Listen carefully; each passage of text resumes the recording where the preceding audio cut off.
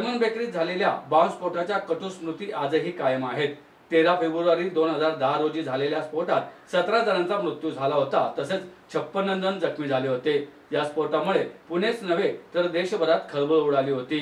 German bakery बॉम्बस्फोटाच्या घटनेला गुरुवारी 15 वर्ष पूर्ण झाली। स्फोटात मृत्युमुखी पडलेल्या निरपराधांना विविध संस्थांकडून यंदाही श्रद्धांजली वाहण्यात आली आहे। या घटनेत मृत्युमुखी पडलेल्यांसाठी कोरेगाव पार्कचे नागरिक आणि सामाजिक कार्यकर्ते दरवर्षी श्रद्धांजली अर्पण करतात। आजच्या श्रद्धांजली सभेमध्ये स्थानिक नागरिकांनी मेणबत्त्या लावून या सर्व शहीदांना श्रद्धांजली दिली।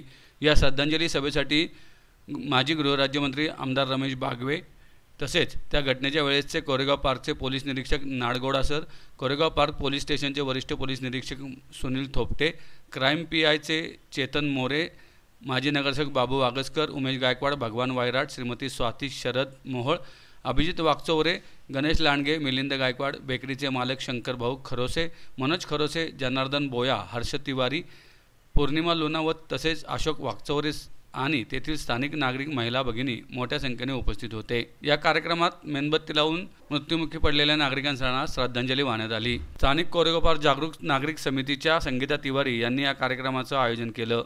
कोरेगाव पार्क येथील जर्मन बेकरीत 13 फेब्रुवारी रोजी सायंकाळी 6:30च्या सुमारास बॉम्बस्फोट झाला होता। बंदी घातलेल्या इंडियन मुजाहिदीन या दहशतवादी संघटनेने बॉम्बस्फोट घडवला होता। जर्मन बेकरीत झालेल्या बॉम्बस्फोटात 17 जणांचा मृत्यू झाला होता। मृत्युमुखी पडलेल्यांमध्ये 5 परदेशी नागरिकांचा समावेश होता। या प्रकरणात इंडियन मुजाहिदीनचा म्होरक्या यासिन भटकळ याच्यासह साथीदारांविरुद्ध गुन्हा दाखल झाला होता। राज्य दहशतविरोधी पथकाने या प्रकरणाचा तपास करून मराठवाड्यातील उदगीरमधून हिमायत बेगला अटक केली होती। या प्रकरणात बेगला शिवाजीनगर न्यायालयाने 2013 मध्ये फाशीची शिक्षा सुनावली होती।